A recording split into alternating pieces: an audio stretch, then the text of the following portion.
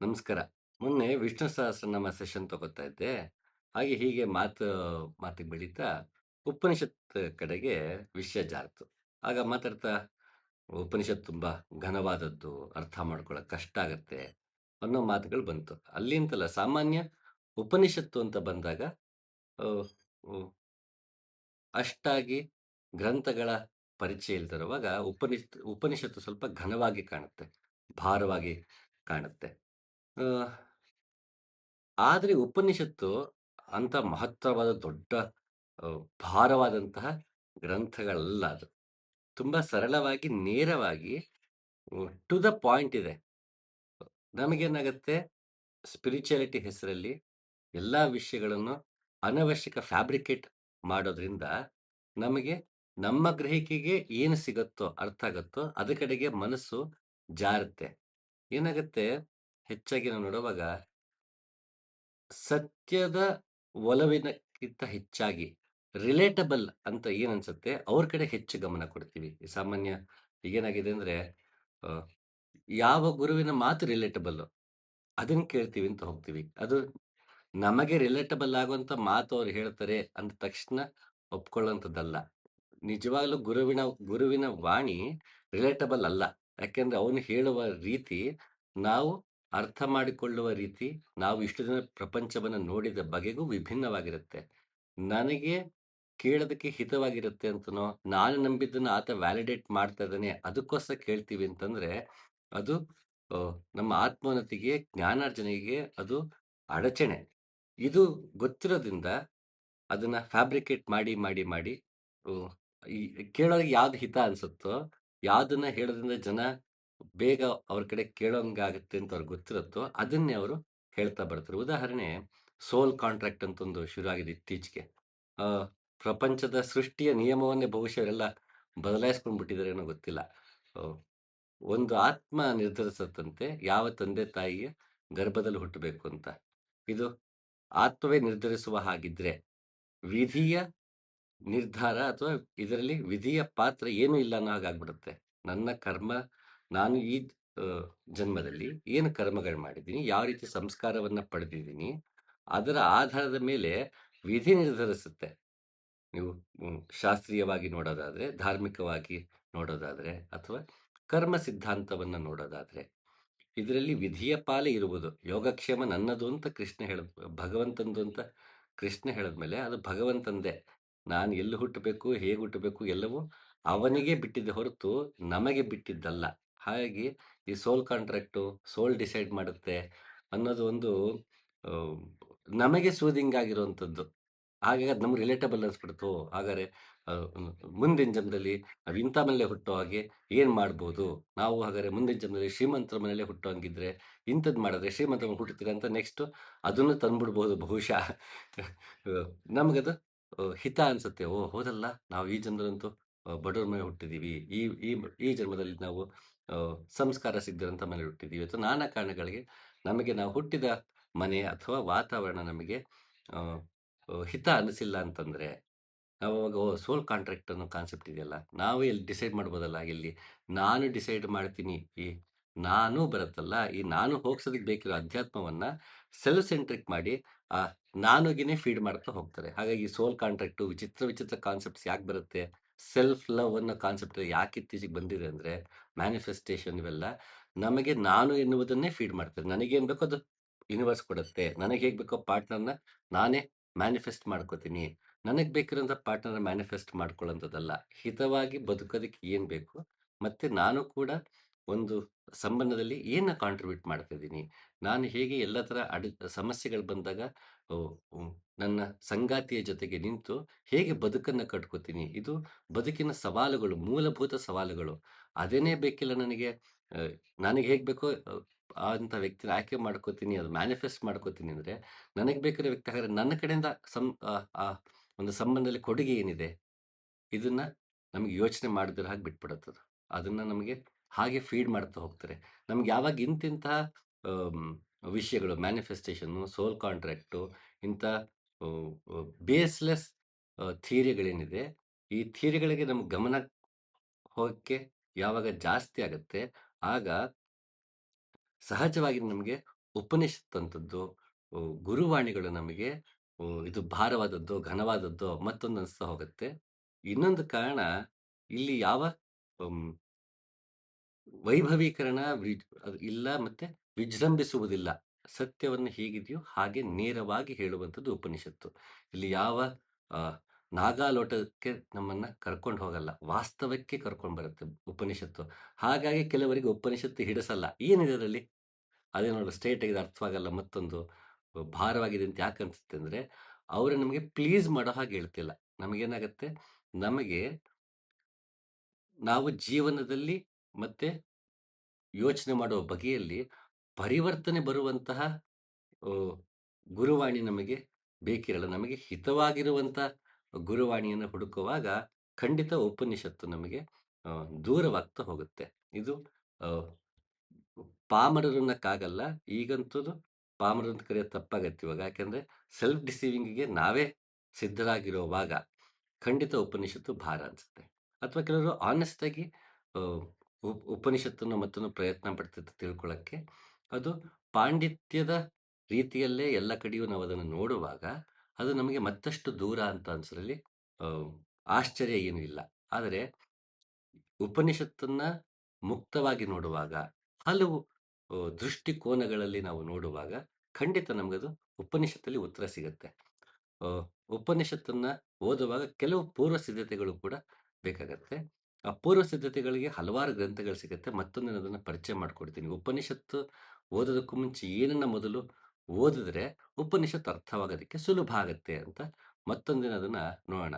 ಇವತ್ತು ಅ, ಅ, ಈ ಬೃಹದಾರಣ್ಯಕ ಉಪನಿಷತ್ತಿನ ಮಧುಕಾಂಡದಲ್ಲಿ ಒಂದನ್ನ ಯಾಕೆ ಆಯ್ಕೆ ಮಾಡ್ಕೊಂಡೆ ಅಂದ್ರೆ, ಕಿ ಸಾಮಾನ್ಯ ಉಪನಿಷತ್ ಅಂದ ತಕ್ಷಣ ವಾಕ್ಯಗಳು ಅರ್ಥವೇ ಆಗಲ್ಲ ಅಂತ ಇರುತ್ತೆ. ಆ ರೀತಿಯ ಒಂದಷ್ಟು ಶ್ಲೋಕಗಳನ್ನ ಆಯ್ಕೆ ಮಾಡಿದ್ದೀನಿ. ಅದನ್ನ ಅ, ನಾವು ಯಾವಾಗ ಅದನ್ನ ಕೂಲಂಕುಷವಾಗಿ ಬಿಡಿಸಿ ನೋಡ್ತೀವಿ, ಅಯ್ಯೋ! ಇಷ್ಟು ಸುಲಭವಾಗಿದೆಯಾ ಈ ವಿಷಯ ಅಂತ ಖಂಡಿತ ಅನ್ಸುತ್ತೆ. ಮತ್ತಷ್ಟು ಜನರಿಗೆ ಉಪನಿಷತ್ತಿನ ಬಗ್ಗೆ ಆಸಕ್ತಿ ಮೂಡುತ್ತೆ. ಈಗಾಗಲೇ ಆಸಕ್ತಿ ಮೂಡಿದ್ದು, ಉಪನಿಷತ್ತನ್ನ ಅರ್ಥೈಸಿಕೊಳ್ಳೋದಕ್ಕೆ ಕಷ್ಟ ಆಗ್ತಿದೆ. ಮತ್ತೊಂದೊಂದು ನಾನಾ ಕಾರಣಗಳಿಗೆ ಉಪನಿಷತ್ತು ದೂರ ಆಗಿದ್ರೆ, ಮತ್ತೆ ಉಪನಿಷತ್ತಿಗೆ ಮರಳೋದಕ್ಕೆ ಸಹಾಯ ಆಗತ್ತೆ ಅಂತ ಅನ್ಕೊಂಡು, ಈ ಬೃಹದಾರಣ್ಯಕ ಉಪನಿಷತ್ತನ್ನ ಈ ಒಂದು ಕೆಲವೊಂದು ಶ್ಲೋಕಗಳನ್ನ ಇಲ್ಲಿ ಆಯ್ಕೆ ಮಾಡ್ಕೊಂಡಿದ್ದೀನಿ. ಇದನ್ನ ಮತ್ತಷ್ಟು ಆಳವಾಗಿ, ವಿಸ್ತಾರವಾಗಿ ವಿಶ್ಲೇಷಣೆ ಮಾಡಬಹುದು. ಆದ್ರೆ ಅದನ್ನ ಆ ರೀತಿ ಆಳವಾಗಿ, ವಿಸ್ತಾರವಾಗಿ ವಿಶ್ಲೇಷಣೆ ಮಾಡುವ ಭರದಲ್ಲಿ ಮತ್ತೆ ಕೇಳುಗರಿಗೆ ಅದು ಅ, ಭಾರ ಅನ್ನಿಸ್ಬಾರ್ದು. ಅಥವಾ ತುಂಬಾ ಟೂ ಮಚ್ ಆಫ್ ಇನ್ಫಾರ್ಮೇಷನ್ ಕೊಟ್ಟು ಡಿವಿಯೇಟ್ ಆಗ್ಬಿಟ್ವಿ ಅಂತ ಅನ್ನಿಸ್ಬಾರ್ದು. ಅ, ಅದು ಸರಳವಾಗಿದೆ ಅನ್ನೋ ಭಾವವೇ ಇರಬೇಕು ಅನ್ನೋ ಕಾರಣಕ್ಕೆ ಆದಷ್ಟು ಸರಳವಾದ ವಿವರಣೆ ಕೊಡೋದಕ್ಕೆ ನಾನು ಪ್ರಯತ್ನ ಪಡ್ತೀನಿ. ಶ್ಲೋಕ ಈ ರೀತಿ ಇದೆ. ವಾಕ್ಯ ಋಗ್ವೇದ, ಮನಸ್ಸು ಯಜುರ್ವೇದ, ಪ್ರಾಣವು ಸಾಮವೇದ. ಇದೇನಿದು ವಾಕ್ ಋಗ್ವೇದ, ಮನಸ್ಸು ಯಜುರ್ವೇದ, ಪ್ರಾಣವು ಸಾಮವೇದ ಅಂತ ಹೇಳ್ತಿದೆಯಲ್ಲ. ವೇದಗಳಂದ್ರೆ ಗ್ರಂಥಗಳಲ್ವಾ ಅಂತ ಅನ್ಸೋದ್ರಲ್ಲಿ ನಮಗೆ ಆ, ಸಹಜ. ಆ ರೀತಿ ಅನ್ಸೋದು ಸಹಜ. ನಾವು ಮೊದಲು ವಾಕು, ಮನಸ್ಸು ಮತ್ತೆ ಪ್ರಾಣನ ಅರ್ಥ ಮಾಡ್ಕೊಳ್ಳೋಣ. ವಾಕ್ ಅಂದ್ರೆ ವಾಕ್, ಮಾತು ಅನ್ನ ಬೇಸಿಕ್. ವಾಕ್ ಅಂದ್ರೆ ಶಬ್ದ ಅನ್ನೋ ಅರ್ಥವೂ ಹೌದು. ಇದಕ್ಕೆ ಆಗಿಂದನೂ ಎಲ್ಲರೂ ಮಹತ್ವ ಕಟ್ಕೊಂಡು ಬಂದಿದ್ದಾರೆ. ಅದಕ್ಕೆ ಹ್ಮ್, ಕಾಳಿದಾಸ ಕೂಡ ವಾಗರ್ಥಾಯುವ ಸಂಪೃಕ್ತೋ ವಾಗರ್ಥ ಪ್ರತಿಪತ್ತಿ ಜಗತಃ ಪಿತರವು ಒಂದೇ ಪಾರ್ವತೀಯ ಪರಮೇಶ್ವರವು ಅಂತ ಹೇಳ್ತಾನೆ. ವಾಕ್ ಮತ್ತೆ ಅರ್ಥಕ್ಕೆ ಅಂತ ಅಂದ್ರೆ, ನನ್ನ ನನ್ನ ಮನಸ್ಸಲ್ಲಿ ಏನಿದೆ ಅದೇ ನನ್ನ ಮಾತಲ್ಲೂ ವ್ಯಕ್ತವಾಗಬೇಕು. ಮತ್ತೆ ನಾನು ಏನ್ ಹೇಳಕ್ ಹೋಗ್ತಿದ್ದೀನಿ ಅದು ನನ್ನ ಮನಸ್ಸಲ್ಲೂ ಇರಬೇಕು. ಓ, ನಂಗೇನೋ ಗೊತ್ತಿಲ್ಲದೆ ಹೇಳ್ಬಿಟ್ಟೆ, ಯಾವುದೋ ಮೂಡಲಿದ್ದ ಹೇಳ್ಬಿಟ್ಟೆ, ತಲೆಯೇನೋ ಓಡ್ತಾ ಇತ್ತು, ನಾನು ಬೇರೆನೇ ಹೇಳ್ಬಿಟ್ಟೆ ಅಂತಾಗಲ್ಲ. ಮನಸ್ಸು ಮತ್ತೆ ವಾಕು ಎರಡು ಆ, ಒಂದೇ ಸ್ತರದಲ್ಲಿ ಇರಬೇಕು. ಆ ರೀತಿ ನೀನು ಜಗತ್ಪಿತರು ಒಂದೇ ಪಾರ್ವತಿ ಪರಮೇಶ್ವರರು, ನೀವು ಜಗತ್ತಿಗೆ ತಂದೆ ತಾಯಿ ಅಂತ ಪಾರ್ವತಿ ಪರಮೇಶ್ವರರು, ವಾಕ್ ಮತ್ತೆ ಅರ್ಥ ಒಂದೇ ಆಗಿರೋ ಹಾಗೆ ನನಗೆ ಕೃತಿ ರಚನೆ ಮಾಡೋದಕ್ಕೆ ಸಹಾಯ ಮಾಡಿ ಅಂತ ಕಾಳಿದಾಸ ಕೇಳ್ಕೊಳ್ತಾನೆ. ಅದನ್ನೇ ಋಷಿಮುನಿಗಳು ಕೂಡ ಕೇಳ್ತಾರೆ. ಉಪನಿಷತ್ತಿನ ಒಂದು ಶಾಂತಿ ಮಂತ್ರದಲ್ಲಿ ವಾಕು ಮನಸ್ಸಿನಲ್ಲಿ ಪ್ರತಿಷ್ಠಾಪನೆ ಆಗಲಿ, ಮನಸ್ಸು ವಾಕಿನಲ್ಲಿ ಪ್ರತಿಷ್ಠಾಪನೆ ಆಗಲಿ. ಯಾಕೆಂದ್ರೆ ತನ್ನ ಯೋಗ ಮಾರ್ಗದಲ್ಲಿ ನಡೆದು ತಾನು ಏನನ್ನ ಕಂಡುಕೊಂಡಿದ್ದಾನೆ ಅದನ್ನ ಪದಗಳಲ್ಲಿ ಹೇಳೋದಕ್ಕೆ ಕಷ್ಟ. ಆ ರೀತಿ ಹೇಳೋದಕ್ಕೆ ಪ್ರಯತ್ನ ಪಡುವಾಗ ಅನುಭಾವ ಮನಸ್ಸಿಗೆ ಬಂದು ಮನಸ್ಸಿನಿಂದ ವಾಕ್ ಆಗಿ ಹೊರಬರುವಾಗ ಎಷ್ಟಾಗತ್ತೋ ಅಷ್ಟು ಬಂದಿರಲಿ. ಅದು ಡೈಲ್ಯೂಟ್ ಆಗದೆ ಇರಲಿ ಅಥವಾ ಡಿಪ್ರಿಶಿಯೇಟ್ ಆಗದೆ ಇರಲಿ. ಯಾವುದೇ ರೀತಿ ಅರ್ಥ ಕುಂಠಿತವಾಗದೇ ಇರಲಿ, ಅರ್ಥ ಅನರ್ಥವಾಗದೇ ಇರಲಿ, ಅಪಾರ್ಥವಾಗದೇ ಇರಲಿ. ನನ್ನ ಮನಸ್ಸು ಮತ್ತೆ ವಾಕು ಒಂದೇ ಸ್ಥಳದಲ್ಲಿ ಇರಲಿ, ಒಂದು ಇನ್ನೊಂದರಲ್ಲಿ ಪ್ರತಿಷ್ಠಾಪನೆ ಆಗಿರಲಿ ಅಂತ ಯಾಕೆ ಕೇಳ್ಕೊಂಡ್ರು ಅಂದ್ರೆ, ಸತ್ಯವನ್ನ ಮಾತಿನಲ್ಲಿ ಹೇಳೋದು ಕಷ್ಟ. ಅನುಭಾವಕ್ಕೆ ಕೊಡಬಹುದು ಮತ್ತೊಬ್ಬರಿಗೆ, ಮಾತಿನಲ್ಲಿ ಹೇಳುವುದು ಕಷ್ಟ. ಹಾಗಾಗಿ ಅಂತಹ ಪ್ರಯತ್ನ ಪಡುತ್ತಿರುವಾಗ ವಾಕ್ ಮತ್ತೆ ಮನಸ್ಸು ತುಂಬಾ ಮುಖ್ಯ. ಹಾಗಾಗಿ ಅದು ಅವೆರಡು ಒಂದಕ್ಕೊಂದರಲ್ಲಿ ಪ್ರತಿಷ್ಠಾಪನೆ ಆಗಿರಲಿ ಅಂತ ಅಲ್ಲಿ ಒಬ್ಬ ಋಷಿಮುನಿಗಳು ಈ ರೀತಿ ಶಾಂತಿ ಮಂತ್ರವನ್ನ ನಮಗೆ ಕೊಟ್ಟಿದ್ದಾರೆ. ಈ ವಾಕ್ ಮತ್ತು ಮನಸ್ಸು ತುಂಬಾ ಇಂಪಾರ್ಟೆಂಟು. ಅದಕ್ಕೆ ಸರ್ವಜ್ಞ ಕೂಡ "ಮಾತು ಬಲ್ಲಾತಂಗೆ ಮಾತೊಂದು ಮಾಣಿಕವು, ಮಾತು ತಾನು ಅರಿಯದ ಅಧಮಂಗೆ ಮಾಣಿಕವು ತೂತು ಬಿದ್ದಂತ ಸರ್ವಜ್ಞ" ಅಂತಾನೆ ಇದು ಹ್ಮ್, ಹೊರಗೆ ನೋಡಿದಾಗ ಮಾತು ನಾವು ಆಡೋ ಮಾತು. ಒಬ್ಬ ಮತ್ತೊಬ್ಬ ಜೊತೆ ಮಾತಾಡುವಾಗ ಆ ಮಾತು ಗೊತ್ತಿರೋಂಗೆ, ಮಾತು ಬಲ್ಲವನಿಗೆ ಕಲಹ ಇಲ್ಲ, ಜಗಳ ಇಲ್ಲ ಅಂತ ಹೇಳದಂಗೆ ನನಗೆ ಯಾವ ಮಾತು ಹಿತಕರವಾಗಿರುತ್ತೆ, ಆಗ ಮಾತು ಬಲ್ಲಾತಂಗೆ ಮಾತೊಂದು ಮಾಣಿಕವು. ಅದು ಎಲ್ರಿಗೂ ಹಿತವನ್ನ ಕೊಡುತ್ತೆ. ತನಗೂ ಹಿತ ಕೊಡುತ್ತೆ, ಇನ್ನೊಬ್ಬರಿಗೂ ಹಿತವನ್ನ ಕೊಡುತ್ತೆ. ಅವನು ಮಾತಾಡುವಾಗ ಇನ್ನೊಬ್ಬರಿಗೆ ಕೇಳಬೇಕು ಅಂತ ಅನ್ಸುತ್ತೆ. ಮಾತು ಬಂದಿಲ್ಲ ಅಂದ್ರೆ ಮಾಣಿಕವು ತುದ್ದು ಬಿದ್ದಂತೆ. ವ್ಯರ್ಥ ಅವರ ಮಾತು ಅಂತ ಒಂದು. ಇನ್ನೊಂದು ಮಾತು ಅಂದ್ರೆ ವಾಕು ಅಂದ್ರೆ ಶಬ್ದ. ಮಂತ್ರ ಅನ್ನೋದು ಹೌದು. ಯಾರಿಗೆ ಮಂತ್ರ ಗೊತ್ತಿರುತ್ತೋ, ಮಂತ್ರ ಉಚ್ಚಾರಣೆ ಮಾಡ್ತಿರ್ತಾನೋ ಯೋಗ ಮಾರ್ಗದಲ್ಲಿ, ಅವನಿಗದು ಮಾಣಿಕ್ಯ. ಅದು ಅವನಿಗೆ ಜ್ಞಾನವನ್ನ ನೀಡುತ್ತೆ. ಅವನಿಗೆ ವಾಕ್ ಸಿದ್ಧಿ ಆಗಿಲ್ಲ, ಅವನಿಗೆ ಮಂತ್ರ ಸಿದ್ಧಿ ಆಗಿಲ್ಲ ಅಂದ್ರೆ, ಅದು ಮಾಣಿಕ್ಯವು ತೂತು ಬಿದ್ದದ್ದು ಸರ್ವಜ್ಞ. ಅದು ನಿಷ್ಪ್ರಯೋಜಕವಾಗುತ್ತೆ. ಅದು ಗುರುಮುಖಿಯನ್ನು ಯೋಗ ಮಾರ್ಗದಲ್ಲಿ ನಡೆದು, ಅಲ್ಲಿ ಗುರು ದೀಕ್ಷೆಯಿಂದ ಮಂತ್ರವನ್ನ ಪಠಿಸಿದಾಗ ಅದು ಫಲಕಾರಿ. ಇಲ್ಲ ಅಂದ್ರೆ ಇಲ್ಲ ಅಂತ ಅದು ಯೋಗ ಮಾರ್ಗದಲ್ಲಿ ಆ ಅರ್ಥವೂ ಹೌದು, ಹಾಗೆ ಸರ್ವಜ್ಞ ಸಾಮಾಜಿಕವಾಗಿ, ಲೌಕಿಕವಾಗಿ ಹೇಳಿದ್ದು ಹೌದು. ಹಾಗಾಗಿ ಮಾತಿಗೆ ಎಲ್ಲಾ ದಾರ್ಶನಿಕರು ವಾಕ್‌ಗೆ ಅಷ್ಟು ಮಹತ್ವವನ್ನ ಕೊಟ್ಟಿದ್ದಾರೆ. ನುಡಿದರೆ ಮುತ್ತಿನ ಹಾರದಂತಿರಬೇಕು ಅಂತ ವಚನಕಾರ ಹೇಳ್ದಂಗೆ ಅ, ನಮ್ಮ ವಾಕು ಅಷ್ಟು ಮುಖ್ಯ. ಹಾಗಾಗಿ ಇಲ್ಲಿ ವಾಕು ಋಗ್ವೇದ, ಮನಸ್ಸು ಯಜುರ್ವೇದ, ಪ್ರಾಣ ಸಾಮವೇದ ಅಂತ ಹೇಳಿದ್ರು.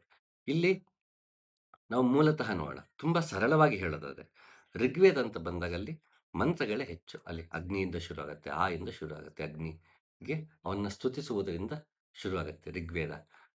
ಇದರಲ್ಲಿ ಹೆಚ್ಚು ಮಂತ್ರದ್ದೇ ಹೆಚ್ಚು ಭಾಗ. ಅಂದ್ರೆ ಹೋಮ ಹವನಗಳಲ್ಲಿ ಮತ್ತೊಂದರಲ್ಲಿ ಅ, ಆಯಾ ದೇವತೆಗಳನ್ನ, ಅಗ್ನಿಯನ್ನ, ಪೂಷನನ್ನ, ಇಂದ್ರನನ್ನ ಅವನ ಸ್ತುತಿ ಮಾಡುವ ಮಂತ್ರಗಳೇ ಹೆಚ್ಚು. ತುಂಬಾ ಸ್ತು ಸರಳವಾಗಿ ಹೇಳಬೇಕು ಅಂತಂದ್ರೆ.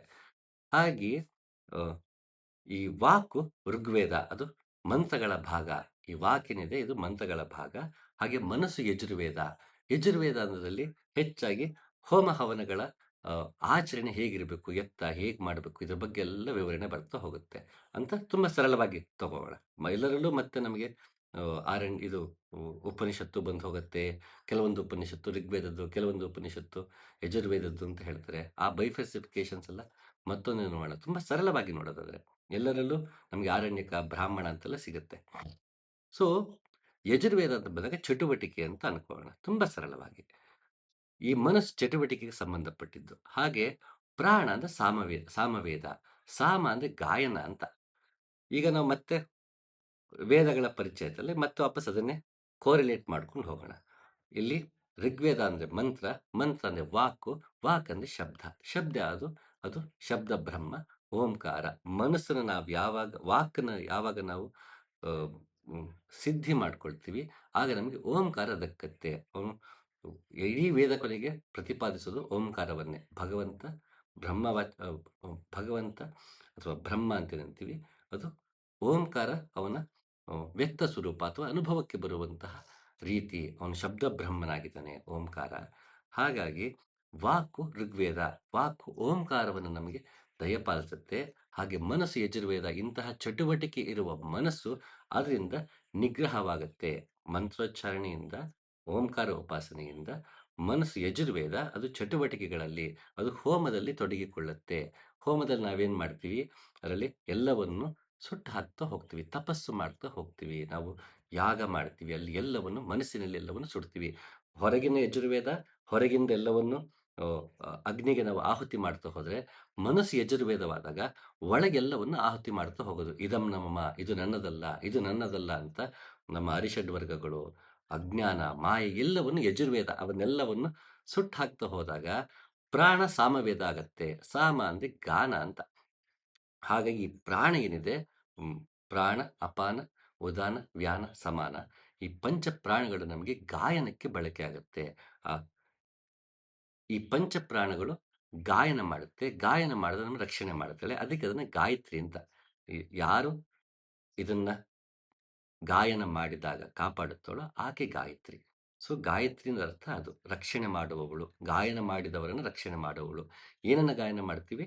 ನಮಗೆ ಗೊತ್ತಿರುವಂತಹ ಸವಿತ್ರ ಮಂತ್ರ ಏನಿದೆ, ಗಾಯತ್ರಿ ಮಂತ್ರವನ್ನ, ಅದನ್ನ ಯಾರು ಗಾಯನ ಮಾಡ್ತಾರೆ ಅವರನ್ನ ಆಕೆ ಕಾಪಾಡ್ತಾಳೆ ಅಥವಾ ಕಾಪಾಡುತ್ತೆ. ಅದನ್ನ 2 ರೀತಿಯಲ್ಲೂ ನಾವು ನೋಡ್ಬಹುದು. ಹಾಗಾಗಿ ಇಲ್ಲಿ ನಮ್ಮ ವಾಕು ಋಗ್ವೇದವಾಗಬೇಕು, ಮನಸ್ಸು ಯಜುರ್ವೇದವಾಗಬೇಕು, ಪ್ರಾಣ ಸಾಮವೇದವಾಗಬೇಕು. ಇದು ಆಶಯ.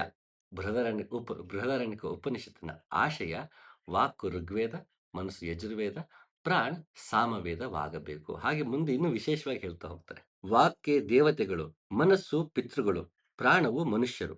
ವಾಕು ದೇವತೆಗಳು ಅಂತಲೇ ಹೇಳ್ತಾ ಇದೆ. ಯಾಕೆಂದ್ರೆ ವಾಕಲ್ಲಿ ಶಬ್ದ ಬ್ರಹ್ಮ, ಆತ ದೇವತೆಗಳನ್ನ ನಿಯಾಮಕನಾಗಿದ್ದಾನೆ. ಅವನವ್ರನ್ನ ಕೆಲಸಕ್ಕೆ ಹಚ್ಚಿದ್ದಾನೆ. ಎಲ್ಲ ಏನು ಏಜೆಂಟ್ಸ್ ಅಂತ ಕರಿತೀವಿ, ಇಡೀ ಸೃಷ್ಟಿ ನಡೆಯೋದಕ್ಕೆ ಯಾವ ಏಜೆಂಟ್ಸ್ ಇದೆ, ಕೆಲಸ ಮಾಡ್ತಾ ಇದೆ, ಅವುಗಳಿಗೆ ಈತ ಒಡೆಯನಾಗಿರೋದ್ರಿಂದ ಆತ ಉಪೇಂದ್ರನೂ ಹೌದು, ದೇವೇಂದ್ರನೂ ಹೌದು. ಅದಕ್ಕೆ ಆ, ಕಥೋಪನಿಷತ್ ಹೇಳುತ್ತೆ, ಇವನ ಭಯದಿಂದಲೇ ವಾಯು ಚಲಿಸುತ್ತಿದೆ ಅಂತ ಯಮ ನಚಿಕೇತನಿಗೆ ಹೇಳ್ತಾ ಹೋಗ್ತಾನೆ. ಹಾಗಾಗಿ ವಾಕು ದೇವತೆಗಳು, ಆ ವಾಕು ಇವೆಲ್ಲವನ್ನು ನಡೆಸ್ತಾ ಇದೆ, ನಿಯಾಮಕನಾಗಿದೆ. ಮತ್ತಾತ ಯಾವುದಿದೆಯೋ ಅದು ಭಗವಂತನನ, ಸತ್ಯಾನನ, ಅದು ಏನಿದೆ ಅದು ವಿಶ್ವವನ್ನ ಸೃಷ್ಟಿ ಮಾಡದ ಕಾರಣವಾಗಿದೆ. ಹಾಗಾಗಿ ಅವನು ವಿಶ್ವಂ. ಹಾಗೆ ಅದನ್ನ ಸೃಷ್ಟಿ ಮಾಡಿ ಅದರಲ್ಲೇ ಹೊಕ್ಕಿದ್ದಾನೆ. ಹಾಗಾಗಿ ಅವನು ವಿಷ್ಣು. ಇದನ್ನ ಆಗಾಗ ಮೆನ್ಷನ್ ಮಾಡ್ತಿರ್ತೀನಿ. ಯಾವುದು ಓಂಕಾರವಿದೆಯೋ ಅಥವಾ ಎಲ್ಲೇ ಅದರಿಂದ ಸೃಷ್ಟಿಯಾಗಿದೆಯೋ ಅದು ಮತ್ತೆ ಅದ್ರ ಒಳಗೆ ಇದೆ. ಅದು ಒಳಗೆ ಇದ್ದು ಮತ್ತದು ಕಂಪಿಸ್ತಾ ಎಲ್ಲವನ್ನು ನಡೆಸ್ತಾ ಇರೋದ್ರಿಂದ ವಾಕ್ಯ ದೇವತೆಗಳು ಅಂತ ಹೇಳುತ್ತೆ. ಹಾಗೆ ಇಲ್ಲಿ ಮನಸ್ಸು ಪಿತೃಗಳು ಅನ್ನುತ್ತೆ. ಮನಸ್ಸು ಪಿತೃಗಳು ಯಾಕಾಗ್ತಾರೆ? ನಮ್ಮ ಪೂರ್ವಜರು ಅನ್ನೋ ಅರ್ಥ, ಮತ್ತೆ ನಮಗೆ ಜನ್ಮಕ್ಕೆ ಕಾರಣರಾದರು ಅಂತ ಅನ್ಕೋಣ. ಈ ಮನಸ್ಸಲ್ಲಿ ಎಲ್ಲವೂ ಜನಿಸುವುದು. ನಮಗೆ ಆಸೆ, ಹತಾಶೆ, ಸುಖ, ದುಃಖ ಇವೆಲ್ಲವೂ ಮನಸ್ಸಲ್ಲೇ ಜನಿಸುವುದು. ಹಾಗೆ ಮನಸ್ಸು ಪಿತೃಗಳು. ಈ ಮನಸ್ಸಲ್ಲೇ ಎಲ್ಲವೂ ಜನಿಸುವುದರಿಂದ ಈ ಮನಸ್ಸಿಗೆ ಏನೇನು ಜನಿಸುತ್ತೆ ಅದನ್ನು ನೋಡೋಣ. ಇದನ್ನೇ ಬೃಹದಾರಣ್ಯಕೋಪನಿಷತ್ತಲ್ಲಿ ಹಿಂದಿನ ಇದರಲ್ಲಿ ಶ್ಲೋಕಗಳದ್ದು ಮೆನ್ಷನ್ ಆಗಿದೆ. ಅದನ್ನ ಇಲ್ಲಿ ನಾನು ಹೇಳ್ತಾ ಇದ್ದೀನಿ ಅಷ್ಟೇ. ಕಾಮ, ಸಂಕಲ್ಪ, ಸಂದೇಹ, ಶ್ರದ್ಧೆ, ಅಶ್ರದ್ಧೆ, ಧೃತಿ, ಅಧೃತಿ, ಲಜ್ಜೆ, ಬುದ್ಧಿ ಮತ್ತು ಭಯ. ಇವು ನಮಗೆ ಇಷ್ಟು ಭಾವನೆಗಳಿಂದ ಹತ್ತಿದೆ ಮನಸ್ಸಲ್ಲಿ ಮೂಡುವಂಥದ್ದು. ಇದರಿಂದಾಗಿ ನಮ್ಮ ಕರ್ಮಗಳು ಡಿಫೈನ್ ಆಗ್ತಾ ಹೋಗ್ಬಿಡುತ್ತೆ. ನಾವು ಮನಸ್ಸಿನ ಕೈಗೆ ನಮ್ಮ ಕರ್ಮಗಳನ್ನ ಕೊಟ್ಟಾಗ ಆ ಕರ್ಮಗಳು ಈ ಯಾವ ಒಂದು ಭಾವನೆ ಇದೆ, ಶ್ರದ್ಧೆ ಇರ್ಬೋದು, ಅಶ್ರದ್ಧೆ ಇರ್ಬೋದು, ಭಯ ಇರ್ಬೋದು, ಈ ಭಾವನೆಗಳ ಆಧಾರದ ಮೇಲೆ ಮನಸ್ಸಿನಲ್ಲಿ ಹುಟ್ಟುವ ಈ ಭಾವನೆಗಳಲ್ಲಿ ಯಾವುದೋ ಒಂದ್ರ ಕೈಗೆ ನಾವು ಕರ್ಮವನ್ನ ಕೊಟ್ಟರೆ ಅದು ಅದರ ತಕ್ಕಂತೆ ಕರ್ಮದಿಂದ ಫಲಗಳು ಉಂಟಾಗತ್ತೆ. ಅದನ್ನು ಅನುಭವಿಸಕ್ಕೆ ನಾವು ಮತ್ತೆ ಮತ್ತೆ ಹುಟ್ಟಿ ಬರುವುದರಿಂದ ಇಲ್ಲಿ ಮನಸ್ಸು ಪಿತೃ ಆಗ್ಬಿಡುತ್ತೆ. ಎಷ್ಟು ಚೆನ್ನಾಗಿ ಅವರು ಎಲ್ಲವನ್ನು ಸಮೀಕರಿಸಿ ಒಂದು ಶ್ಲೋಕದಲ್ಲಿ ಹೇಳೋದಕ್ಕೆ ಪ್ರಯತ್ನ ಪಡ್ತಾರೆ ನೋಡಿ. ಹಾಗೆ ಪ್ರಾಣ ಮನುಷ್ಯ ಅಂದ್ಬಿಡುತ್ತೆ. ಇಲ್ಲಿ ಮನುಷ್ಯ ಅಂದ ತಕ್ಷಣ ನಾವು ಮನುಷ್ಯ ಅಂತ ಅನ್ಕೊಳಕ್ಕಾಗಲ್ಲ, ಹ್ಯೂಮನ್ ಬೀಯಿಂಗ್ ಅನ್ನಕ್ಕಾಗಲ್ಲ. ಮನನ ಮಾಡುವವನು ಮನುಷ್ಯ ಅನ್ನೋ ಅರ್ಥದಲ್ಲಿ ನೋಡಬೇಕು. ಇಲ್ಲಿ ಪ್ರಾಣ ಯಾಕೆ ಮನುಷ್ಯ ಅಂದ್ರೆ, ಯಾವಾಗ ನಾವು ಓಂಕಾರವನ್ನ ಬಳಸಿಕೊಂಡು ಮನಸ್ಸಿನಲ್ಲಿ ಈ 10 ಗುಣಗಳೇನಿದೆ ಇದನ್ನ ನಾವು ಆ, ಕರ್ಮ ಫಲ ನೀಡುವಂತಹ ಪಿತೃ ಆದಂತಹ ಮನಸ್ಸೇದೆ, ಇದನ್ನು ನಿಗ್ರಹಿಸಬೇಕು ಅಂದ್ರೆ ಓಂಕಾರ ಸಹಾಯದಿಂದ ಮನಸ್ಸನ್ನು ನಿಗ್ರಹಿಸಕ್ಕೆ ಪ್ರಾಣವನ್ನು ನಾವು ಬಳಸಬೇಕು. ಅದಾಗಬೇಕು ಅಂದ್ರೆ ನಾವು ಮನನ ಮಾಡಬೇಕು ಗುರು ನೀಡಿದ ಮಂತ್ರವನ್ನ, ಅಥವಾ ಇಲ್ಲಿ ಓಂಕಾರ ಅಂತ ಸದ್ಯಕ್ಕೆ ಅನ್ಕೋಣ. ಇದು ತುಂಬಾ ವಿಶಾಲವಾದ ಉಪನಿಷತ್ತು, ಬೃಹದಾರಣ್ಯಕ ಉಪನಿಷತ್ತು, ಡೈರೆಕ್ಟ್ ಉಪಾಸನೆಗೆ ಸಂಬಂಧಪಟ್ಟಿದ್ದು. ಆದ್ರೆ ಎಷ್ಟಾಗುತ್ತೆ ಅಷ್ಟು ಸರಳೀಕರಿಸುವ ಪ್ರಯತ್ನ ಅಷ್ಟೇ. ಆ, ಹೇಳುವ ವಾಗ ಒಂದು ಎಚ್ಚರಿಕೆ, ನನಗೂ ನಾನು ಕೊಟ್ಕೊಂಡಿದ್ದು ಮತ್ತೆ ತಮಗೂ ಹೇಳ್ತಿರೋದು. ಇದು ತುಂಬಾ ಉ- ಉ- ಅಂದ್ರೆ ಈಗೇನು ಎಷ್ಟು ಸಮಯ ತಗೋತಾ ಇದೀನಿ ವಿವರಿಸಕ್ಕೆ, ಇಷ್ಟರಲ್ಲಿ ಸದ್ಯಕ್ಕೆ ಸಾಧ್ಯ ಆಗದೇ ಇರಬಹುದು. ಎಷ್ಟೋ ವಿಷಯ ನಾನು ಆಮ್, ಎಚ್ಚರಿಕೆಯಿಂದನೇ ಇದರಲ್ಲಿ ವಿಷಯಗಳನ್ನ ಹೇಳುವಾಗ ಬಿಟ್ಟಿದ್ದೀನಿ. ಇದಕ್ಕೆ ಕಾರಣ ಎರಡಿದೆ. ಒಂದು, ತುಂಬಾ ಎಲಾಬರೇಟ್ ಮಾಡ್ತಾ ಹೋದಾಗ ವಿಷಯ ಎಲ್ಲಿ ಶುರು ಆಯ್ತು ಎಲ್ಲಿ ಮುಗೀತು ಅನ್ನೋ ಟ್ರ್ಯಾಕ್ ಸಿಗಲ್ಲ ಶ್ರೋತೃಗಳಿಗೆ. ಮತ್ತೊಂದು, ಯಾರು ಯೋಗ ಮಾರ್ಗದಲ್ಲಿ ನಡೀತಿರ್ತಾರೆ ಅವ್ರಿಗೆ ಮಾತ್ರ ಯೋಗಾರ್ಥದಲ್ಲಿ ಅವರಿಗೆ ಅನುಭವಕ್ಕೆ ಕೊಟ್ಟೇ ಹೇಳುವಂಥದ್ದು. ಅದನ್ನ ಹಾಗೆ ಆ, ಎಂತಾರೆ ಅದನ್ನ ವಿಡಿಯೋ ಮುಖಾಂತರ ಹೇಳೋದು ಕಷ್ಟ ಆಗುತ್ತೆ. ಯಾಕಂದ್ರೆ ಎಷ್ಟು ಜನ ಯೋಗ ಮಾರ್ಗದಲ್ಲಿ ನಡೆದಿರ್ತಾರೆ ನಮಗೆ ಗೊತ್ತಿರಲ್ಲ, ಎಷ್ಟು ಜನ ನಡೆದಿಲ್ಲ ಗೊತ್ತಿಲ್ಲ. ಯಾರು ವಿಡಿಯೋ ನೋಡ್ತಾ ಇದ್ದಾರೆ, ಅವರು ಯಾವ ಉಪಾಸನೆ ತೊಡಗಿದರೆ ಏನೂ ಗೊತ್ತಿಲ್ಲದೆ ಕೆಲವೊಂದು ವಿಷಯಗಳನ್ನ ರ್ಯಾಂಡಮ್ ಆಗಿ ಹೇಳಕ್ಕಾಗಲ್ಲ. ಹಂಗೆ ಸುಮ್ಮನೆ ಮುಕ್ತವಾಗಿ ಹೇಳೋದಕ್ಕೆ ಸಾಧ್ಯ ಆಗಲ್ಲ. ಯಾಕೆಂದ್ರೆ ಯಾರು ಉಪಾಸನೆಯಲ್ಲಿ ತೊಡಗಿಲ್ಲ, ಸಾಧನೆಗಳ ತೊಡಗಿಲ್ಲ, ಅವರಿಗಿದು ಅರ್ಥ ಆ, ಅನರ್ಥ ಆಗ್ಬೋದು, ಅಪಾರ್ಥ ಆಗ್ಬೋದು, ಅಥವಾ ಅದನ್ನ ವಿಡಿಯೋದಲ್ಲಿ ನೋಡಿ ಹೋಗ ನಾನು ಇದನ್ನ ಪ್ರಯತ್ನ ಪಡ್ತೀನಿ ಅಂತ ಪ್ರಯತ್ನ ಪಟ್ಟು ಅದು ಮಾನಸಿಕವಾಗಿ ಅಥವಾ ದೈಹಿಕವಾಗಿ ಅದು ಅಡ್ಡ ಪರಿಣಾಮವೂ ಬೀರಬಹುದು. ಹಾಗಾಗಿ ಕೆಲವೊಂದು ವಿಷಯಗಳನ್ನ ಮುಕ್ತವಾಗಿ ಅ, ಹಂಚ್ಕೊಳ್ಳೋಕೆ ಹೋಗಲ್ಲ. ಅದಕ್ಕೆ ಕಾರಣ ಇಷ್ಟೇನೆ. ಹಾಗಿಲ್ಲಿ ಪ್ರಾಣ ಅಂದ ತಕ್ಷಣ ಮನುಷ್ಯನದಾದ್ರೆ ಮನನ ಮಾಡುವವನು ಅವನು ಓಂಕಾರವನ್ನ ಅಥವಾ ಗಾಯತ್ರಿ ಮಂತ್ರವನ್ನ ಗುರು ಮಾರ್ಗದಲ್ಲಿ ಯಾವ ದೀಕ್ಷೆಯಲ್ಲಿ ಯಾವ ರೀತಿ ಇದೆಯೋ ಅದರಲ್ಲಿ ಮನನ ಮಾಡುವಾಗ ಪ್ರಾಣ ಮನುಷ್ಯ ಆಗತ್ತೆ. ಯಾಕಂದ್ರೆ ನಾನು ಆಗಾಗ ಹೇಳ್ತಿರ್ತೀನಿ, ಜಗನ್ನಾಥ ದಾಸರು ಹೇಳ್ತಾರೆ, ಮತ್ತೆ ಮಧ್ವಾಚಾರ್ಯ ಹೇಳ್ತಾರೆ, ನಮ್ಮಲ್ಲಿ ಅನಾಹತ ಚಕ್ರದಲ್ಲಿ ಹನುಮಂತ ಕೂತವನು ರಾಮ ಜಪವನ್ನ ಮಾಡ್ತಿರ್ತಾನೆ ಅಥವಾ ಭಗವಂತನ ಜಪ ಮಾಡ್ತಿರ್ತಾನೆ ಅಂತ ಉಲ್ಲೇಖ ಬರುತ್ತೆ. ಇದು ಆ ಪ್ರಾಣ ಯಾವುದು ಅಂದ್ರೆ ನಮಗೆ ವ್ಯಾನ. ನಮ್ಮಲ್ಲಿ 5 ಪ್ರಾಣಗಳಂತ ಆಗಲೇ ಹೇಳಿದೆ. ಅದರಲ್ಲಿ ವ್ಯಾನನ ಪ್ರಾಣ ಇದೆ. ಅದು ನಮಗೆ ಸಹಾಯಕಾರಿಯಾಗತ್ತೆ. ಇಲ್ಲಿ ಪ್ರಾಣ ಅಂತ ಬಂದಾಗ ಮನನ ಮಾಡುತ್ತಿದ್ದಾಗ, ಮನಸ್ಸಿಂದ ಮನನ ಮಾಡುತ್ತಿದ್ದಾಗ ಒಳಗೆ ಆಗ ಅಮನಸ್ಕ ಸ್ಥಿತಿಗೆ ಹೋದಾಗ ಅಲ್ಲಿ ತಾನಾಗೆ ಕೇಳಿಸುವಂಥದ್ದು. ಮಂತ್ರದಲ್ಲಿ 3 ಬಗೆ. ಅದರಲ್ಲಿ ವೈಖರಿ, ಹೊರಗಿಂದ ಬಾಯಲ್ಲಿ ಹೇಳುವಂಥದ್ದು, ಮನಸ್ಸಲ್ಲಿ ಹೇಳ್ಕೊಳ್ಳುವಂಥದ್ದು, ತುಟಿ ಅಲ್ಲಾಡಿಸಿ ಹೇಳುವಂಥದ್ದು, ಇದೆಲ್ಲ ಆಮೇಲೆ ಪರ ಅಂತ. ಅಲ್ಲಿ ನಾವು ಮಂತ್ರಗಳನ್ನ ಹೇಳ್ಕೊಳ್ಳೋ ಅವಶ್ಯಕತೆ ಇಲ್ಲ. ನಮಗೆ ಕೊಳ್ಳುವ ಹಂತ ಒಂದಿರುತ್ತೆ. ತಾನಾಗೆ ನಮ್ಮಲ್ಲಿ ಅದು ಅಹ್, ಅಹ್, ಶ್ರುತಿಯಾಗ್ತಾ ಹೋಗುತ್ತೆ. ಕೇಳಿಸೋದಕ್ಕೆ ಶುರುವಾಗತ್ತೆ. ಅಂತಹ ಹಂತಕ್ಕೆ ಹೋಗೋದಕ್ಕೆ ನಮಗೆ ಪ್ರಾಣಗಳ ಸಹಾಯ ಬೇಕು. ಆ ಪ್ರಾಣಗಳ ಸಹಾಯ ಯಾವಾಗ ಆಗತ್ತೆ? ನಾವು ಮನನ ಮಾಡಿದಾಗ. ಯಾರು ಮನನ ಮಾಡ್ತಾನೋ ಆತನಿಗೆ ಪ್ರಾಣ ಒದಗತ್ತೆ. ತಾನೇ ಪ್ರಾಣವೂ ಆಗಿರ್ತಾನೆ. ಹಾಗಿದು ಅಹ್, ಅಹ್, ಬೃಹದಾರಣ್ಯಕೋಪನಿಷತ್ತು ಈ ರೀತಿ ವಿಂಗಡಿಸಿ ನಮಗೆ ಹೇಳ್ತಾ ಹೋಗುತ್ತೆ. ನಾನು ಮೊದಲ ಶ್ಲೋಕ ಏನಿದೆ ಇದರಲ್ಲಿ ಅದನ್ನ ಕೊನೆಗಿಟ್ಕೊಂಡೆ. ಯಾಕೆಂದ್ರೆ ನೇರವಾಗಿ ಆ ಶ್ಲೋಕಕ್ಕೆ ಹೋಗ್ಬಿಟ್ಟಿದ್ರೆ ವಿವರಿಸೋದಕ್ಕೆ ಕಷ್ಟ ಆಗತ್ತೆ. ಪೀಠಿಕೆ ಆಗಿರ್ಲಿ ಅಂತ ಈ 2 ಶ್ಲೋಕ ತಗೊಂಡೆ. ಈಗ ಇದ್ರ ಹಿಂದಿನ ಶ್ಲೋಕವನ್ನ ನೋಡೋಣ. ಇವೇ 3 ಲೋಕಗಳು. ವಾಕ್ಯ ಈ ಲೋಕ, ಮನಸ್ಸು ಅಂತರಿಕ್ಷ, ಪ್ರಾಣವು ಆ ಲೋಕ. ಈಗ ನಾವು ಬೇಸಿಕ್ ವಾಕು, ಮನಸ್ಸು ಮತ್ತೆ ಪ್ರಾಣನ ನೋಡಿದ್ವಿ. ಇದಕ್ ಮುಂಚೆನೆ ಈಗೇನ್ ಶುರುನಲ್ಲಿ ಹೇಳಿದ ಶ್ಲೋಕಗಳು ಅದರ ಹಿಂದೆ ಬರೋ ಶ್ಲೋಕ ಇದು. ನಾನೇ ಎಚ್ಚರಿಕೆ ಅಂತ ಕೊನೆಯಲ್ಲಿ ಹೇಳ್ತಿದ್ದೀನಿ ಅಷ್ಟೇ. ಅದರ ಆರ್ಡರ್‌ನ ನಾನು ನನ್ನ ರೀತಿಗೆ ಮಾಡ್ಕೊಂಡಿದ್ದೀನಿ. ವಿಷಯ ಮನ್ನಣೆಗೆ ಸುಲಭವಾಗಿರ್ಲಿ ಅನ್ನೋ ಕಾರಣಕ್ಕಷ್ಟೇ ಹೊರತು ಉಪನಿಷತ್‌ಗೆ ಚ್ಯುತಿ ತರೋ ಉದ್ದೇಶ ನನ್ನದಲ್ಲ. ಇಲ್ಲಿ ವಾಕ್ಯ ಈ ಲೋಕ, ಮನಸ್ಸು ಅಂತರಿಕ್ಷ ಲೋಕ, ಪ್ರಾಣವು ಈ ಲೋಕ ಅಂತಂದ್ರು. ಇದು ಏನಿದು? ಕೇಳೋದಕ್ಕೊಂಥರ ಕನೆಕ್ಷನ್ನೇ ಸಿಗಲ್ಲ. ಅಲ್ಲಿಂದ ಇಲ್ಲಿಗೆ ಎಲ್ಲರೂ ಕೋರಿಲೇಟ್ ಮಾಡ್ಕೋಣ ಅಂದ್ರೆ ಸಿಗದಿರೋ ಹಾಗೆ ಮೇಲ್ನೋಟಕ್ಕೆ ಕಾಣೋದು ಸಹಜ. ಇಲ್ಲಿ ವಾಕು ಈ ಲೋಕ ಅಂತ ಹೇಳ್ತಿದೆ. ವಾಕ್ ಅಂದ್ರೆ ಓಂಕಾರ ಅಂತ ನಾನು ಆಗ್ಲೇ ಹೇಳಿದೆ. ಅದರಿಂದಲೇ ಎಲ್ಲವೂ ವ್ಯಕ್ತವಾಗಿರುವುದರಿಂದ ವಾಕು ಈ ಲೋಕ ನಮಗೆ ಕಾಣುವಂತಹ ಗು ಗು ಈ ಪ್ರಪಂಚ ಏನಿದೆ, ಸೃಷ್ಟಿ ಏನಿದೆ, ಈ ಲೋಕ ವಾಕಿಂದಲೇ ಆಗಿದೆ. ಬ್ರಹ್ಮನಿಂದನೇ ಓಂಕಾರವೆನ್ನುವ ಬ್ರಹ್ಮನಿಂದನೇ ಇವೆಲ್ಲವೂ ಆಗಿದೆ. ಹಾಗೆ ವಾಕು ಈ ಲೋಕ. ಮನಸ್ಸು ಅಂತರಿಕ್ಷ ಲೋಕ, ಪ್ರಾಣವು ಆ ಲೋಕ. ಈ ಮನಸ್ಸು ಅಂತರಿಕ್ಷ ಲೋಕ ಅಂತ ಹೇಳಿದಾಗ ಅಂತರಿಕ್ಷನ ಸರಿ ನಾವು ಅರ್ಥ ಮಾಡ್ಕೊಳ್ಬೇಕು. ಅಂತರಿಕ್ಷ ಅಂತ ಬಂದಾಗ ಇದನ್ನ ಹ್ಮ್, ಹಲವಾರು ಕಡೆ ಉಲ್ಲೇಖ ಸಿಗ್ತಾ ಹೋಗುತ್ತೆ. ಉಪನಿಷತ್ತಲ್ಲೂ ಕೆಲವೊಂದ್ ಕಡೆ ಉಲ್ಲೇಖ ಸಿಗತ್ತೆ. ಹಾಗೆ ತಂತ್ರದಲ್ಲೂ ನಮಗೆ ಉಲ್ಲೇಖ ಸಿಗತ್ತೆ. ಯಾವುದನ್ನ ಉಪನಿಷತ್ತು ಬಾಯ್ಬಿಟ್ಟು ಹೇಳಿಲ್ವೋ ಅಥವಾ ಟೆಕ್ನಿಕ್ಸ್‌ನ ಹೇಳಿಲ್ವೋ, ಆ ಟೆಕ್ನಿಕ್ಸ್‌ನ ಮತ್ತೆ ಡಾಕ್ಯುಮೆಂಟ್ ಮಾಡಿದ್ದು ತಂತ್ರದಲ್ಲಿ. ಅದು ನಿಮಗೆ ಪಂಚರಾತ್ರ ಅಂತ ವೈಷ್ಣವ ಪರಂಪರೆ ಸಿಗತ್ತೆ. ಶಾಸ್ತ್ರದಲ್ಲಿ ಸಿಗತ್ತೆ. ವಾಮಕೇಶ್ವರಿ ಹಾಗೆ ಹಲವಾರು ತಂತ್ರಗಳು ಸಿಗ್ತಾ ಹೋಗುತ್ತೆ. ಬೌದ್ಧರಲ್ಲಿ ಮಹಾನಿರ್ವಾಣ ತಂತ್ರ ಅಂತ ಸಿಗತ್ತೆ. ವಜ್ರಯಾನದ್ದು ತಂತ್ರಗಳು ಸಿಗುತ್ತೆ. ಹೇವಜ್ರ ತಂತ್ರ ಅಂತಿದೆ. ಆ ರೀತಿ ಬೌದ್ಧರಲ್ಲಿ ಹಲವಾರಿದೆ. ಶೈವಿಸಂ ಅಲ್ಲಿ ಅಂತ ಬಂದಾಗ ಅಲ್ಲೂ ಶಿವ ಸಂಹಿತೆ ಇದೆ, ಶಿವಸೂತ್ರ ಇದೆ, ವಿಜ್ಞಾನ ಭೈರವ ತಂತ್ರ ಇದೆ. ಹ್ಮ್, ಹಲವಾರು ತಂತ್ರಗಳಿದೆ. ನೇತ್ರತಂತ್ರ ಅಂತ ಇವೆಲ್ಲ ಉಪನಿಷತ್ತಲ್ಲಿ ಹೇಳಿರುವಂತಹ ಆತ್ಮ ಸಾಕ್ಷಾತ್ಕಾರಕ್ಕೆ ಸಂಬಂಧಪಟ್ಟ ತಂತ್ರಗಳು. ಅದರಲ್ಲಿ ಡೈರೆಕ್ಟ್ ಸೆಲ್ಫ್ ರಿಯಲೈಸೇಷನ್ ಸಂಬಂಧಪಟ್ಟ ತಂತ್ರಗಳೇ. ಅದು ಹೊರತು ಪಂಚಮಕಾರಗಳಿರುವಂತಹ ಅಥವಾ ವಿಲಕ್ಷಣವಾದ ಆಚರಣೆಗಳಿರುವಂಥ ಅನವಶ್ಯಕ ಸಿದ್ಧಿಗಳನ್ನ ಪಡ್ಕೊಳ್ಳಕ್ಕೆ ಇರುವಂಥ ತಂತ್ರಗಳು ಇದೆ.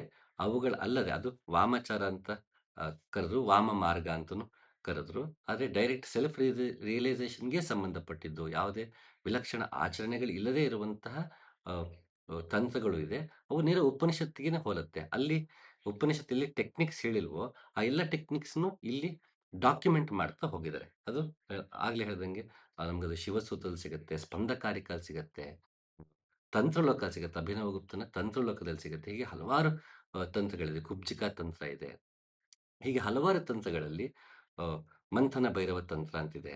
ಇಂಥವಲ್ಲಿ ಈ ಅಂತರಿಕ್ಷ ಮತ್ತೊಂದಲ್ಲಿ ಏನ್ ಹೇಳ್ತದೆ ಅದರ ವಿವರಣೆ ಸಿಗತ್ತೆ. ಬರೀ ವಿವರಣೆ ಓದಿದ್ರೆ ಸಾಕಾಗಲ್ಲ. ಅದು ಅನುಭವಕ್ಕೂ ತಗೋಬೇಕು. ಆ ತಂತ್ರ ಮಾರ್ಗದಲ್ಲಿ ಅಥವಾ ಉಪನಿಷತ್ ಮಾರ್ಗದಲ್ಲಿ, ಯೋಗ ಮಾರ್ಗದಲ್ಲಿ ಅನುಭವಕ್ಕೂ ತಗೋಬೇಕು. ಇದು ಮಂಥನ ಭೈರವ ತಂತ್ರದಲ್ಲಿ ಅಂತರಿಕ್ಷನ ಶೂನ್ಯ ಅಥವಾ ವ್ಯೋಮ ಅಂತ ಕರೆಯೋದು ಇದೆ. ಮತ್ತೆ ಅಂತರಿಕ್ಷವನ್ನ ಇನ್ನೊಂದು ರೀತಿ ಅರ್ಥ ಮಾಡ್ಕೋಬೇಕು ಅಂದ್ರೆ, ಅದನ್ನ ಲಕ್ಷ್ಯ ಅಂತ ಹೇಳುತ್ತೆ. ಈಗ 16, 12 ಆಧಾರಗಳು, ಒಂದಷ್ಟು ಗ್ರಂಥಿಗಳು, ಮತ್ತೆ ಲಕ್ಷ್ಯ ಅಂತ ಹೀಗೆ ಡಿವೈಡ್ ಮಾಡ್ತಾ ಹೋಗುತ್ತೆ ತಂತ್ರಗಳು ನಮ್ಮ ಯೋಗ ಮಾರ್ಗವನ್ನ.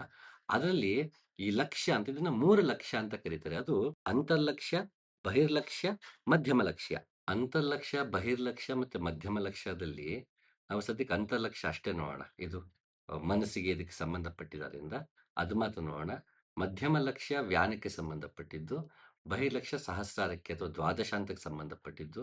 ಅದು ಹಲವು ಬಗೆಯಲ್ಲಿದೆ. ಮತ್ತೊಂದಿನ ಈ ಆಧಾರಗಳು ಮತ್ತೆ ಲಕ್ಷ್ಯಗಳನ್ನೇ ನೋಡೋಣ. ಇದು ಅಂತರ್ಲಕ್ಷ್ಯ, ಬಹಿರ್ಲಕ್ಷ್ಯ, ಮಧ್ಯಮ ಲಕ್ಷ್ಯ ಏನೇನು ಮತ್ತು ವ್ಯತ್ಯಾಸಗಳೇನು ಅಂತ ಮತ್ತೊಂದು ನೋಡೋಣ. ಅದು ಡೈರೆಕ್ಟ್ ತಂತ್ರದ ಕಡೆಗೆ ಪೂರ್ತಿ ವಿವರಣೆ ಆಗೋದ್ರಿಂದ ಸದ್ಯಕ್ಕೆ ಅಷ್ಟು ತಗೋತಾ ಇಲ್ಲ. ಸದ್ಯಕ್ಕೆ ಅಂತರ್ಲಕ್ಷ್ಯ ಮಾತ್ರ ನೋಡೋಣ. ಅಂತರ್ಲಕ್ಷ್ಯದಲ್ಲಿ ಪ್ರಮುಖವಾಗಿ ಬರೋದು ತಾರಕ ಯೋಗ. ತಾರಕ ಯೋಗದಲ್ಲೂ ಹಲವಾರು ರೀತಿ ಇದೆ. ಸದ್ಯಕ್ಕೀಗ ಹ್ಮ್, ಸರಳವಾಗಿ ನೋಡೋಣ. ಈ ತಾರಕ ಯೋಗ ಅಂತ ಬಂದಾಗ ನಾವು ಒಳಗಣ್ಣಿನಿಂದ ಉಪಾಸನೆ ಮಾಡುವಂಥದ್ದು. ಹಾಗೆ ಅಂತರಿಕ್ಷ ಒಳಗಣ್ಣಿನಿಂದ ಒಳಗಿನ ಆಕಾಶವನ್ನು ನೋಡೋದು, ವ್ಯೋಮವನ್ನು ನೋಡೋದು, ಶೂನ್ಯ ಭಾವದಲ್ಲಿ ನಿಲ್ಲೋದು. ಅದಕ್ಕೆ ಹಲವಾರು ಮುದ್ರೆಗಳು, ಬಂಧಗಳೆಲ್ಲ ಇದೆ. ಅಂತಹ ತಾರಕ ಯೋಗದಲ್ಲಿ ನಾವು ಅಂತರ್ಲಕ್ಷ್ಯ ಪ್ರತ್ಯಾಹಾರ ಅಂತ ಪತಂಜಲಿ ಏನ್ ಹೇಳ್ತಾನೆ, ಹೊರಗಿನ ಮನಸ್ಸು, ಕಣ್ಣು, ಕಿವಿ ಇವೆಲ್ಲ ಹೊರ ಪ್ರಪಂಚದ ಕಡೆಗೆ ಇರೋದನ್ನ ಒಳಮುಖಿ ಮಾಡಿಕೊಳ್ಳುವುದು.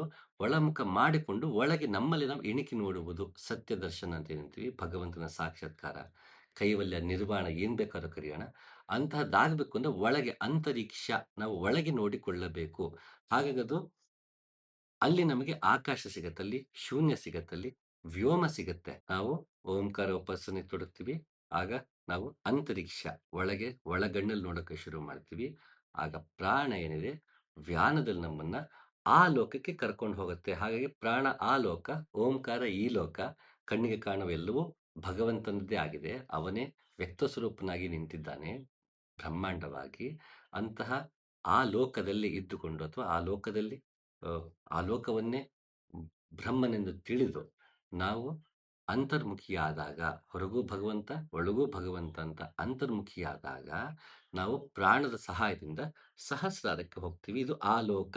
ಅದಕ್ಕೆ ಈ ಆ ಲೋಕವನ್ನ ದ್ಯುಲೋಕ ಅಂತಾನೂ ಕರೆದ್ರು. ದ್ಯು ಅಂದ್ರೆ ಬೆಳಕು ಅಂತ. ವಾಕು, ಮನಸ್ಸು ಮತ್ತೆ ಪ್ರಾಣ ಇದರ ಉಪಾಸನೆ ಆಗುವ ಅನುಭವವನ್ನ ಹಲವಾರು ದಾರ್ಶನಿಕರು ಕಟ್ಕೊಟ್ಟಿದ್ದಾರೆ. ಮೇಲ್ನೋಟಕ್ಕೆ ನಮ್ಗದು ಆ ಆ ಮಾರ್ಗದಲ್ಲಿ ನಡೆದು ಆದಂತಹ ಅನುಭವವನ್ನೇ ಮತ್ತೆ ತಮ್ಮ ಭಾಷೆಯಲ್ಲಿ ಅದೇ ಉಪನಿಷತ್ತಿನ ಅನುಭಾವವನ್ನೇ ಹಂಚಿಕೊಂಡಿದ್ದಾರೆ ಅಂತ ಮೇಲ್ನೋಟಕ್ಕೆ ಗೊತ್ತಾಗಲ್ಲ. ಈ ವಿವರಣೆ ನೋಡಿ ಹೋದಾಗ ಗೊತ್ತಾಗತ್ತೆ. ಇದನ್ನ ಕಬೀರ್ ದಾಸ್ ತುಂಬಾ ಚೆನ್ನಾಗಿ ತಮ್ಮದೇ ಭಾಷೆಯಲ್ಲಿ ಅದನ್ನ ನಮಗೆ ಕಟ್ಕೊಟ್ಟಿದ್ದಾರೆ. ಅದನ್ನ ಅಷ್ಟೇ ಸೊಗಸಾಗಿ ದಿವಂಗತ ಇಟಗಿ ಈರಣ್ಣರು ಕೂಡ ಕನ್ನಡಕ್ಕೆ ತುಂಬಾ ಅ, ಹ್ಮ್, ಸರಳವಾಗಿ ಮತ್ತು ಅಮೋಘವಾಗಿ ಅನುವಾದ ಮಾಡಿಕೊಟ್ಟಿದ್ದಾರೆ. ಆ ಸಾಲುಗಳು ಈ ರೀತಿ ಇದೆ: ಅಂತರಂಗದ ಅರಮನೆಯೊಳಗೆ ಬೆಳಗಿಸು ಜ್ಞಾನದ ದೀಪವನ್ನು, ಅಲ್ಲಿ ಭಜಿಸು ನೀನು ಪರಬೊಮ್ಮನನು, ಹೊಂದು ಸಹಜ ಸಮಾಧಿಯನು. ಅಂತರಂಗದ ಅರಮನೆಯೊಳಗೆ ಅಂತರಿಕ್ಷ, ಇಲ್ಲಿ ಅಂತರಿಕ್ಷ, ಅಲ್ಲಿ ಪರಬ್ರಹ್ಮನ ಭಜಿಸು, ಹೊಂದು ಸಹಜ ಸಮಾಧಿಯನು, ಇದು ಆಲೋಕ.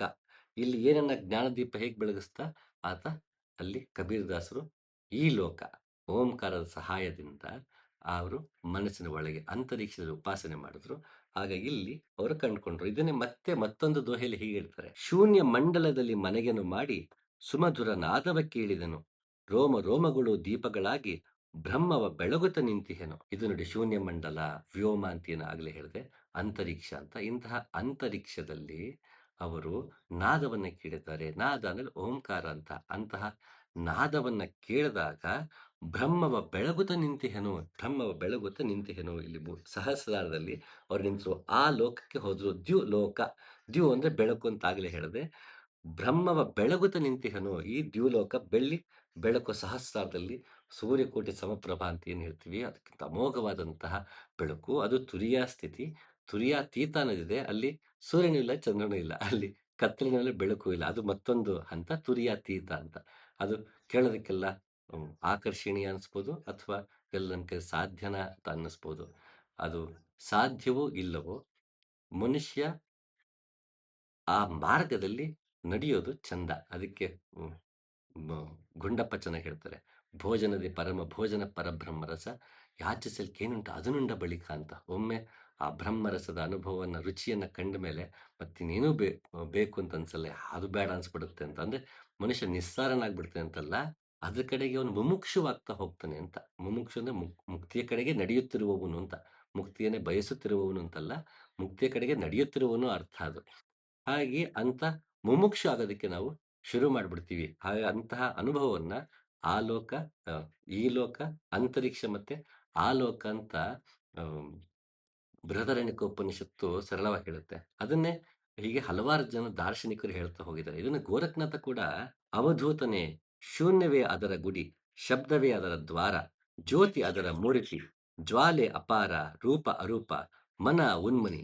ಇಲ್ಲೂ ಕೂಡ ಮತ್ತೆ ವಾಕು, ಪ್ರಾಣ ಮತ್ತೆ ಇಲ್ಲಿ ಮನಸ್ಸನ್ನ ಇಲ್ಲಿ ಹೇಳಿದರೆ ಮನಸ್ಸು ಉನ್ಮನಿಯಾಗತ್ತಪ್ಪ. ಶಬ್ದವೇ ಅದರ ದ್ವಾರ, ಜ್ಯೋತಿ ಅದರ ಮೂರ್ತಿ ಅಂತ. ಶಬ್ದವೇ ಅದರ ದ್ವಾರ ಅಂದ್ರೆ ಶಬ್ದ ಅಂದ್ರೆ ವಾಕ್, ವಾಕ್ ಅಂದ್ರೆ ಓಂಕಾರ, ಓಂಕಾರವೇ ಅದರ ದ್ವಾರ, ಜ್ಯೋತಿ ಅದರ ಮೂರ್ತಿ. ಯಾಕೆ ಜ್ಯೋತಿ ಅಂದ್ರೆ ಬೆಳಕು. ಆಗ್ಲೇ ಹೇಳ್ದಂಗೆ ದ್ಯುಲೋಕ ಅಂದ್ರೆ ದ್ಯು ಅಂದ್ರೆ ಬೆಳಕು ಅಂತ. ಇಲ್ಲಿ ಮತ್ತೆ ಮನಸ್ಸು ಉನ್ಮನಿ, ಪ್ರಾಣ, ಮನಸ್ಸು ಮತ್ತೆ ಇದನ್ನ ವಾಕ್ನ ಇಲ್ಲೂ ಕೂಡ ಗೋರಖನಾಥ ಕೊಟ್ಟಿದ್ದಾನೆ. ತನ್ನ ರೀತಿಯಲ್ಲಿ ತಾನು ಕೊಟ್ಟಿದ್ದಾನೆ. ಇದೆಲ್ಲ ಕೊನೆಗೆ ವಾಕು, ಪ್ರಾಣ ಮತ್ತೆ ಮನಸ್ಸಿಗೆ ಸಂಬಂಧಪಟ್ಟಿದ್ದು.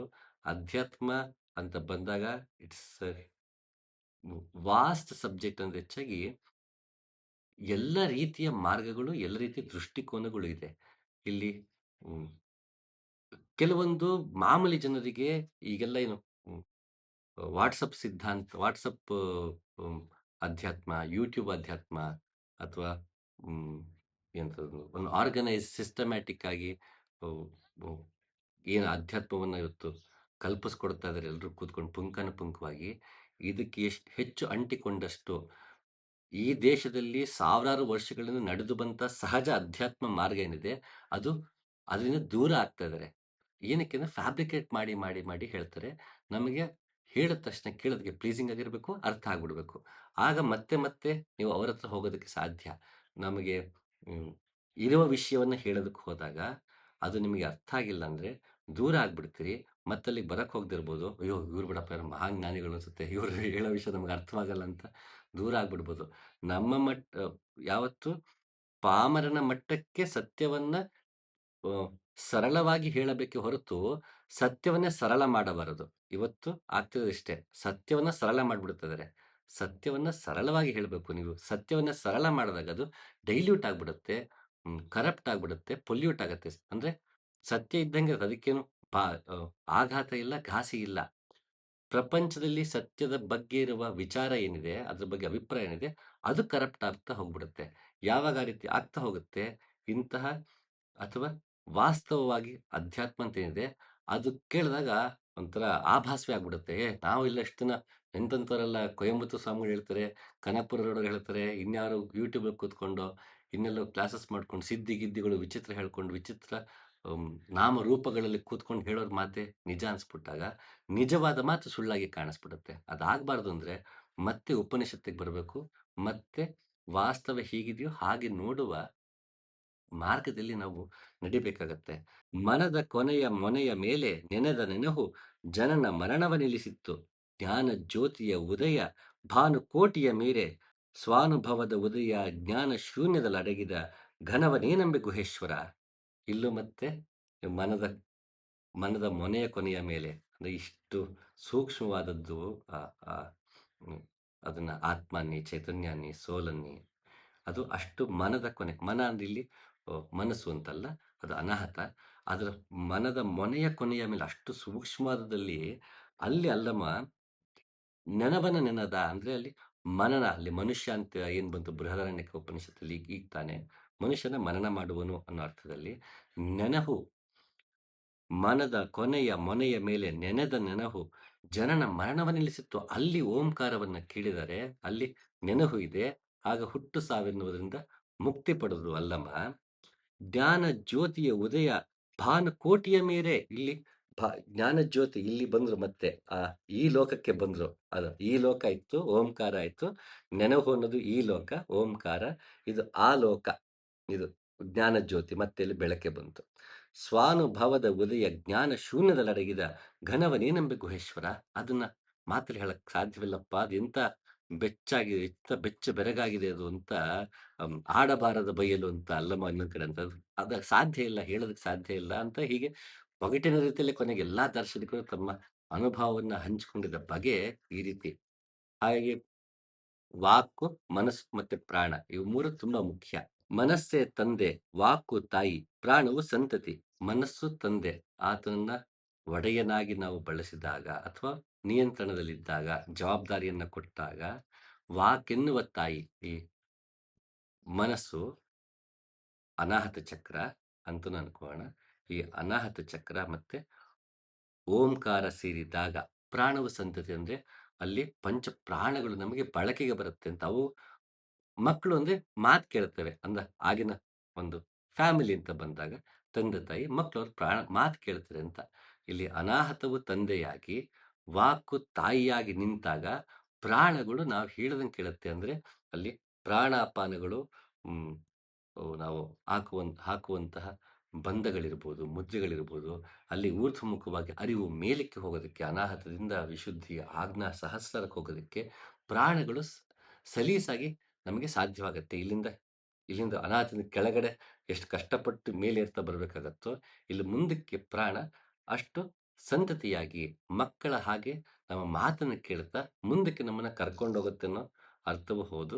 ಇದು ಹೇಳಿದ್ನಲ್ಲ ಇದನ್ನ ತುಂಬಾ ಯೋಗಾರ್ಥದಲ್ಲಿ ಬಿಡಿಸಿ ಹೇಳಕ್ ಹೋದಾಗ ಕೆಲವೊಂದನ್ನ ಹೇಳಬಹುದು, ಕೆಲವೊಂದನ್ನ ಹೇಳೋ ಹಾಗಿಲ್ಲ. ಎಷ್ಟು ಸಾಧ್ಯ ಆಗುತ್ತೋ ಅಷ್ಟನ್ನ ಮತ್ತೊಮ್ಮೆ ಇದನ್ನ ಅ, ಈ ವಾಕು, ಮನಸ್ಸು ಮತ್ತೆ ಪ್ರಾಣವನ್ನ ಯೋಗಾರ್ಥದಲ್ಲಿ ಮತ್ತಷ್ಟು ಬಿಡಿಸಿ ಹೇಳೋದಕ್ಕೆ ಪ್ರಯತ್ನ ಪಡ್ತೀನಿ. ಅ, ಅಂತಹ ಪ್ರಯತ್ನದಲ್ಲಿ ಇರುವಾಗ ನಾವು ಯಾವುದೇ ಯೋಗ ಮಾರ್ಗದಲ್ಲಿರಲಿ, ಮತ್ತೊಂದರಲ್ಲಿರಲಿ, ಮೂಲಭೂತವಾಗಿ ವಾಕು, ಮನಸ್ಸು ಮತ್ತೆ ಪ್ರಾಣ ಇವು ಇಷ್ಟು ನಮ್ಮ ಬರೀ ಅಧ್ಯಾತ್ಮ ಅಂತಲ್ಲ, ಬದುಕಿನ ಮೇಲೂ ಅಷ್ಟೇ ಪರಿಣಾಮ ಬೀರ್ತಿರುತ್ತೆ. ಇದನ್ನ ಬರೀ ಇಷ್ಟೇ ಕಂಪ್ಯಾರಿಸನ್ ಅಂತ ಅನ್ಕೊಳಕ್ಕಾಗಲ್ಲ. ಬೃಹದಾರಣ್ಯಕ ಉಪನಿಷತ್ತಲ್ಲಿ ಮತ್ತಷ್ಟು ಮುಂದೆ ಅದು ಬೆಳೀತಾ ಹೋಗುತ್ತೆ. ನಾ ಕೆಲವೊಂದು ಮಾತ್ರ ಆಯ್ಕೆ ಮಾಡ್ಕೊಂಡಿದ್ದೀನಿ. ಇದನ್ನ ನಾವೇ ಪ್ರಶ್ನೆ ಮಾಡ್ಕೋಬಹುದು. ಮನಸ್ಸು, ವಾಕು ಮತ್ತೆ ಪ್ರಾಣ ಇವು 3 ನಮ್ಮ ಜೀವನದಲ್ಲಿ ಯಾವ ರೀತಿ ಪ್ರಭಾವ ಬೀರ್ತಾ ಇದೆ? ಇದನ್ನ ನಾವು ಅರಿವಿನಿಂದ ಬಳಸ್ತಿದೀವಾ? ಅರಿವಿನಿಂದ ಬಳಸ್ತಿಲ್ವಾ? ಅರಿವಿನಿಂದ ಬಳಸೋಗಿದ್ರೆ ಅರಿವಿನಿಂದ ಬಳಸುವುದು ಹೇಗೆ? ಇಷ್ಟು ದಿನ ನಾನು ವಾಕನ್ನ ಹೇಗೆ ಬಳಸ್ತೀನಿ? ಅರಿವಿನಿಂದ ಬಳಸ್ತೀನ? ಮತ್ತೊಬ್ಬನ ವಾಕ್‌ನ ಹೇಗೆ ತಗೊಂಡಿದ್ದೀನಿ? ಮನಸ್ಸು ಯಾವ ರೀತಿ ಇದೆ? ಇನ್ನೊಬ್ಬನ ಮನಸ್ಸು, ನನ್ನ ಮನಸ್ಸು ಬೆರೆತಾಗ ಅಥವಾ ವ್ಯವಹಾರಕ್ಕೆ ಬಂದಾಗ ಯಾವ ರೀತಿ ಇದೆ? ಇದು ನಾನು ಪ್ರಾಣವನ್ನು ಬಳಸುವುದು ಹೇಗೆ? ಹೀಗೆ ನಮ್ಮನ್ನು ನಾವೇ ಅವಲೋಕನ ಮಾಡಿಕೊಂಡಾಗ ನಮ್ಮೊಳಗಿನ ವಾಕು, ಮನಸ್ಸು ಮತ್ತು ಪ್ರಾಣ ನಮಗೆ ಯೋಗ ಮಾರ್ಗದಲ್ಲಿ ಮತ್ತಷ್ಟು ಫಲವನ್ನು ನೀಡುತ್ತೆ. ಮತ್ತೆ ಕಾಳಿದಾಸ ಹೇಳಿದಾಗೆ ವಾಕ್ ಮತ್ತೆ ಅರ್ಥ ಒಂದಾಗಬೇಕು. ಉಪನಿಷತ್ಕಾರ ಹೇಳ್ದಂಗೆ ವಾಕು ಮನಸ್ಸಲ್ಲಿ ಪ್ರತಿಷ್ಠಾಪನೆ ಆಗಬೇಕು, ಮನಸ್ಸು ವಾಕಲ್ಲಿ ಪ್ರತಿಷ್ಠಾಪನೆ ಆಗಬೇಕು. ಅದಾಗಬೇಕು ಅಂದ್ರೆ ಪ್ರಾಣದ ಸಹಾಯ ಬೇಕು. ಇಂತಹ ವಾಕು, ಮನಸ್ಸು ಮತ್ತೆ ಪ್ರಾಣ ಇವು 3 ಎಲ್ಲರಿಗೂ ಬದುಕಲ್ಲಿ ಮತ್ತೆ ಯೋಗದಲ್ಲಿ ಮತ್ತೆ ಸಕಲ ರೀತಿಯಲ್ಲೂ ಒಳಿತು ಮಾಡ್ಲಿ ಅಂತ ಹೇಳ್ತಾ ಮತ್ತೊಮ್ಮೆ ಸಿಗ್ತೀನಿ. ನಮಸ್ಕಾರ.